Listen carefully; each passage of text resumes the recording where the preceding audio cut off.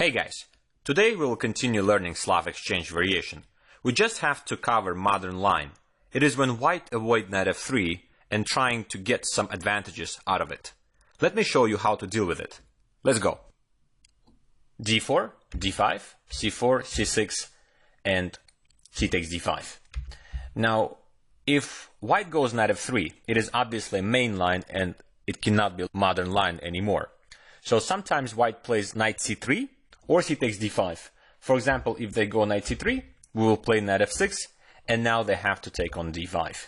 If they go bishop f4 too early, before they actually took the pawn on d5, it is a good time for us to take the pawn on c4, and we won't give this pawn back, we will just play b5. They might play a move like a4 to prevent b5, but with knight d5, it is very comfortable edge because we're attacking the bishop and attacking this. We can follow up with e6 and bishop b4, depending on what white do, but normally white never plays like this. So after knight f6, they do take, and after take, bishop f4, knight c6, and we're getting the mother line where they play e3. So the point is, they don't block with knight f3, queen is looking at h5 square, and preventing knight h5, getting rid of that bishop on f4. So now we will just go into the main line when they immediately take, and we take, and they go knight c3. As I told you before in the main line, there is a very interesting alternative, e5. I myself played it, and I do like it, but you know, we cannot really just sit and prepare this variation. Here's why. One reason, again, your opponent can go knight c3, and after knight f6, take, and bishop f4, and you can't play e5 now. Another reason is when they take c takes d5, they can also play bishop f4. And again, you cannot play e5. So the only move order that works for e5 is when they take, knight c3, and e5. And we can't spend time learning this variation. Even though this is a very interesting alternative, and if you want to do it like this, sometimes you can study it on your own and make some research and play this move. But again, we can play with the main line, like I'm going to show you, with knight f6. So now, bishop f4, knight c6, and e3. We reached the most important position where black have a choice to play, for example, bishop f5, e6, or e6. And by far for sure, in my opinion, a6 is the best move. There's also a move like queen b6, and when I was playing this with white, I had to deal with this move. And queen b6 overall in Slav exchange is a common move, but again, we're learning this from black point of view, so we don't have to study it. We will play a6, as I believe this is the best move. And now, white have a choice between 3 or 4 different moves. For example, if they play knight f3, basically they just transpose to main line. For example, I could go bishop f5 and rook c1, but why would I do that? Of course, I would rather play here bishop g4, and we already covered that. So knight f3 doesn't make sense here if they chose this move order. They could also try rook c1, which we're going to discuss. I even wrote here better move in my opinion, but not a main line, because the main line is bishop d3 that we're going to cover, of course. I also want to spend some time on this move, bishop e2. In the main line, I did not cover this move, that this move prevents bishop g4 right now, and after bishop f5, white could go knight f3. And basically, in our previous line, I didn't show bishop e2, not because I completely forgot about it, but you know, it's kind of a harmless line. Today, I did more research on this move, and actually this move is quite interesting because you don't commit rook on c1, you don't commit queen on b3, and you just want to quickly develop. And you might say, well, what's the point? I can just play like moves like e6. And if you do play like e6, now queen b3, we know, is some trouble because going b5 is losing to knight takes b5, and defending this pawn is a little bit inferior now. You have to go like rook a7 maybe, or you have to go for this line with bishop d6, take, sacrifice the pawn, castle, and after queen b3 back, play for initiative with rook fc8, which some engines like, but after long thought, they kind of not sure if they have enough compensation. I went ahead and like made a huge research. Knight h4 is the best move, then bishop e4. Just gonna show you this line, how it goes with pretty sharp e5, take, queen takes. Probability of this happening extremely low because all of these are computer moves.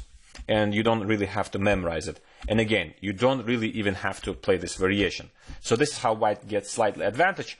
But again, e6 is not my main move. My main advice is rook c8. We are still planning to meet queen b3 with knight a5, of course. And after check, we have bishop d7, and we're doing great. So rook c8, knight e5 is the best move. And now, if we go e6, g4 is advantage for white, and we should play knight takes e5. The idea is if pawn takes knight e4, best move knight takes, pawn takes, and after takes, king takes d8, castle. This is somewhat equal position, but probability of this happening is very low because bishop e2. Imagine how tricky they have to be. They first prevent bishop g4, and then they invite your bishop to f5, and then they go knight f3, and the whole point is they basically avoiding rook c1 for themselves and rather have bishop on e2, because if they would do it with the normal move order on the main line, look what happens. Knight f3, knight f6, take, take, knight c3, knight c6, bishop f4, a6, and now they can't get e3, bishop e2, because if they do play e3, we go bishop g4 and trick them, because after e3, bishop g4, bishop e2, in that line, our bishop stays here. That's a big difference, and now bishop in a better spot on g4.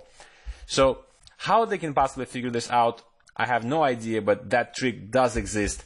And for example, this take, take, knight c3, knight f6, bishop f4, knight c6, e3, a6, and this move bishop e2 does exist, is very interesting. And after bishop f5, knight f3, I think again the best move is rook c8, and the best position we will get is if they play knight e5 is take, take, and we will have to go to this endgame. One interesting line, for example, here after knight e4, knight takes e4, bishop takes e4.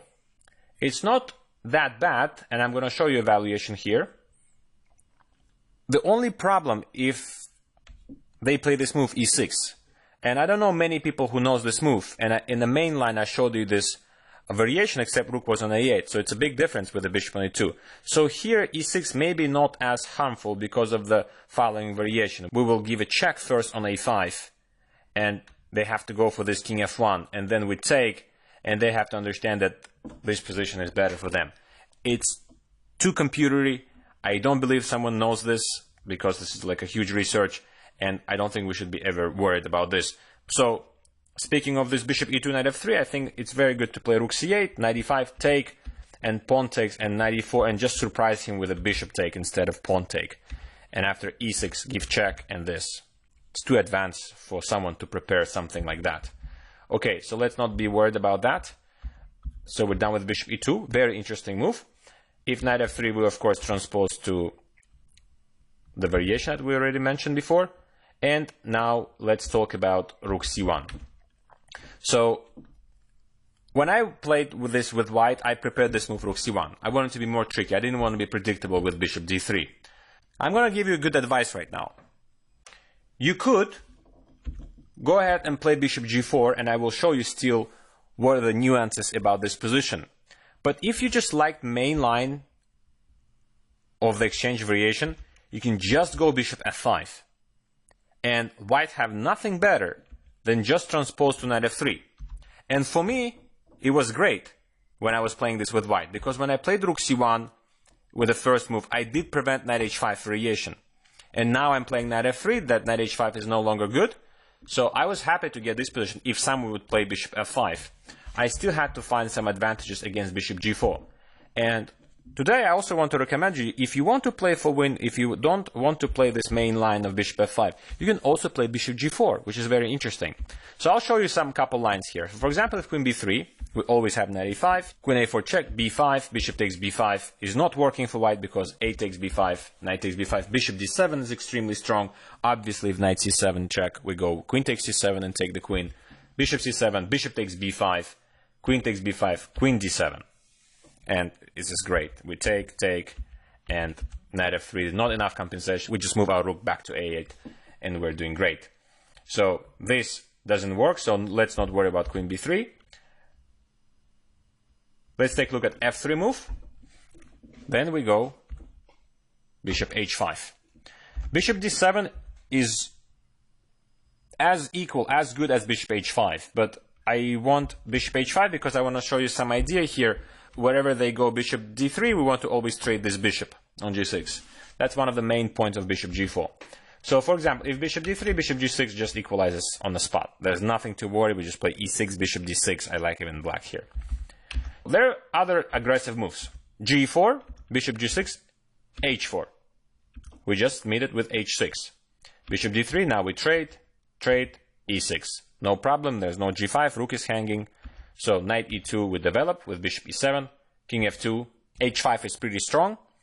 We're attacking the pawn. If g5, knight d7. If bishop g3 with idea knight f4, we just put pawn on g6. Knight f4, knight b6. King g2, rook c8. Rook e1, bishop d6. Some computer analysis here, but again, as you can see, black is doing great because they have two beautiful knights, and after queen b6, black is slightly better. Anyways, this was g4. We have also h4, and after this, g4 is basically a transposition, except now I don't play the same way. I don't play bishop d3. Now we will play knight e2, and we will try to avoid the trade of the light square bishops. King f2, rook c8, always the same moves, nothing new. We want to trade. If this, just castle, amazing move. The idea is this is pretty bad for them because after f takes, we're going to use this file. So it's pretty good. So no worries here. And let's go to the main move, queen b3. The kind of a main headache is the drawback of not going here, because we could, with the bishop here, we could easily go knight a5. But here it still works because after knight a5 check, knight c6. And if they go back, there's nothing better than going for the draw like this. Knight a5, check, knight c6. I don't know anyone who would do this with white. Of course, it's pretty much impossible. They also don't have to go queen here. And if they don't, we just develop with e6, bishop d6. And if they don't repeat, they might be even worse. So that's pretty much it about this bishop g4. Again, it's up to you. You can play bishop f5 and play the main line. Now we're going to go to the main line bishop d3. So after our last move a6, they play bishop d3. This is the most logical response. They're preventing bishop f5, and they're telling you that bishop g4 is not a big deal. But we have to go bishop g4. We have to develop, and of course we want to play e6 and continue our development. Now white have choices here. If they go, for example, queen b3, which is not that good for them, we have knight a5. And now this is not good because we have both b5 and bishop d7. So they will go queen c2, and after e6 we're doing great because rook comes to c8. Again, the queen b3 doesn't work. As you see, I always show you this move, queen b3. Sometimes it works, sometimes it doesn't. So here it doesn't work. They have also f3. That helps our plan because after bishop h5, we want to play bishop g6. So the whole idea of this a6 and bishop g4 is to trade these bishops because it's known this bishop is bad, and when we put the pawn on e6, we have an amazing position. So let's see what happens. g4 here, h4, take. Take, e6. No problem. They have space. Of course, look at this. They have space, but they cannot do much with it. Knight e2, rook c8, king f2, bishop e7. I could play bishop d6, but I want them to push more. I'm not afraid of their g5, it's nothing. So let's say rook c1, castle. I even castle this way.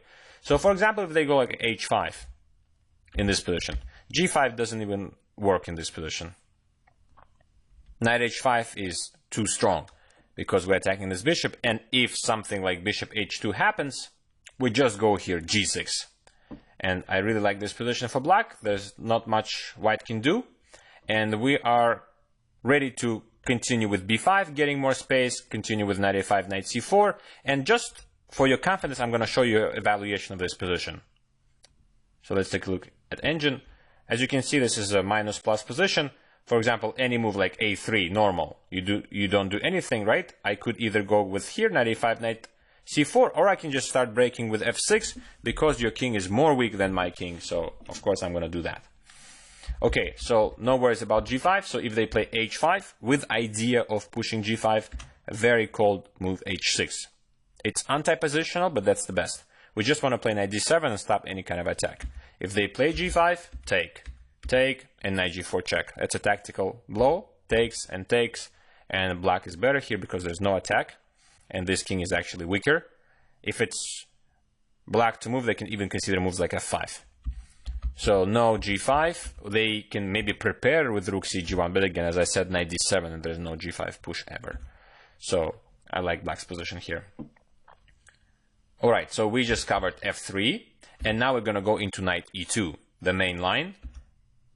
Of course, e6. We could actually also take to get rid of it. I tried these positions, and they're all pretty much equal.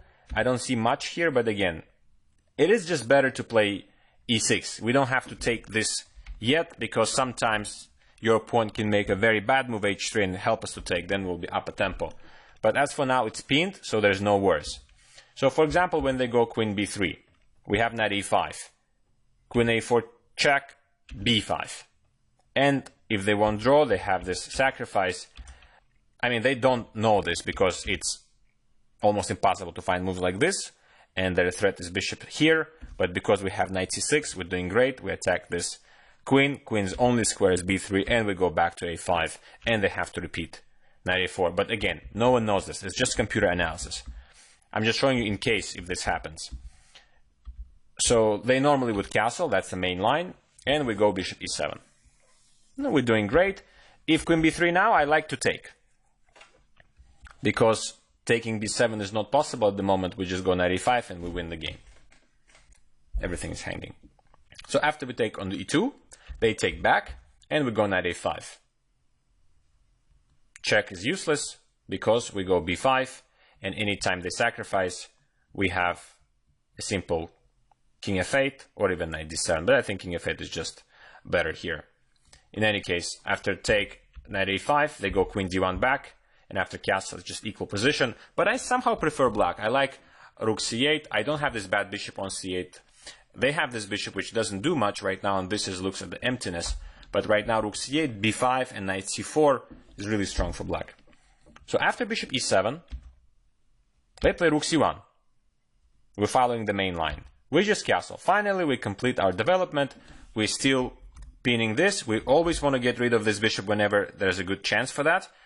If, for example, they play f3 and prevent that, then they cannot prevent bishop h5, bishop g6. So it kind of helps us to trade bishop for another bishop on d3. Knight a4, knight d7, covering the squares, queen b3, and rook a7. This transposes to the main line, which I'm about to show you. We have to see also what happens if they go a3 with idea b4. In that case, we voluntarily going bishop h5, and the bishop g6 is our plan. Knight a4, knight d7. Again, just same position. If b4, we just will always want to trade these bishops. Bishop g3, bishop takes d3, queen takes d3, and this is the position where I would say maybe white have super tiny slight edge. For example, after knight b6, the best move I think is for them to take, and they can maybe double up and try to do something because they have more space. But again, after b4, we don't really have to go immediately bishop g6. We could, for example, immediately offer them knight b6 trade, and taking is not that good for them. The knight c5, queen c8 here defending the pawn, and even this knight is so annoying here. There's not much they can do because after bishop here, we trade. My knight will go to c4, and then I will start kicking out this knight. So, in my opinion, this is probably still the best line for white to play, a3 and b4, but who knows these lines, and most of the time they do play, let's say, f3 because they want to start moving their knights and bishops. So we go bishop g6 with equality, but it all at the end of the day transposes to this knight a4. They can start with knight a4 because they don't need to a3 right now, they don't need f3 right now. We will go knight d7, f3, bishop h5, queen b3 is the best move. We already covered moves like a3 and b4, and now we go rook a7. That is the ugly way to defend the pawn, but for now it's okay. And this is already super advanced. I don't know if there's a chance for you to get to this position, but I'll just show you why it's all okay. So bishop g3, bishop g6, knight f4, knight a5 with tempo attacking the queen. Now we got a trade because knight would take the bishop, take. And you would feel like it's better position for white because they can get to c5, but with precise moves like b5, knight c5, take c5, pawn takes c5 is not that good because of knight c6, perfect position for black. They will take with knight, and here we go knight c4. Attacking pawn on f2, if queen goes to f2, bishop g5, keeping more pressure, rook e1, and a5. We want to play a4. They have to kick us out, knight d6. Rook c2 is the best move to double up. a4. They can't go here because knight f5. Black is better. So they will play queen e2. Again, this is computer move. Take, take. Again, attacking this pawn. Bishop f2 defending. Defending b5 pawn. And after rook c1, rook f8 is the last move. Position is equal here. And this is, in my opinion, again, one of the best line that white could get. And I have no idea if they could possibly, someone knows these moves, because basically this is my analysis. But I just want to show you the worst case scenario you will arrive to this position. And with this, we can conclude that Slav exchange is not dangerous if we know how to play. Also, it was a real test because I myself play with white and I had to be kind of against myself, playing against black, playing against white. And I normally do this, play this with white and black. I have to be on both sides. But with a precise knowledge, black is doing fine. So, alright guys, now we finished all Slav and semi-Slav positions. We have ahead London system and all other d4 moves that make sense for white. Alright, I'll see you next time. Bye.